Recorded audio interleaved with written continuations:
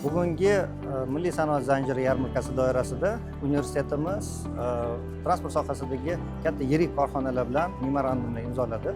Bunda jami imzolangan shartnomalarni mablag' nuqtai nazaridan ko'radigan bo'lsak, ular taxminan 200 milliarddan ortiq shartnomalar imzolandi. Bunda eng asosiysi universitetni strategiyasidan kelib chiqqan holda bugungi kundagi import o'rnini bosuvchi yoki tovarlar yoki xizmatlarni universitetimiz olimlari tomonidan yaratilgan va o'sha o'rnini bosadigan, korxonalarga foydali bo'ladigan mahsulotlarni, xizmatlarni biz bugungi kunda ishlab chiqqanmiz. Universitet professor o'qituvchilari tomonidan, masalan, temir yo'l sohasidagi ko'p xizmatlarni o'rnini bosuvchi dasturiy ta'minotlarni universitetimiz ishlab chiqqan. Bu juda ham tashqaridan oladigan bo'lsak qimmat hamda aksariyat holda o'sha asosiy servis xizmatlari aynan o'sha tashqariga valyuta hisobi, katta valyutani ketishi hisobiga bu juda ham o'ylaymanki noqulay va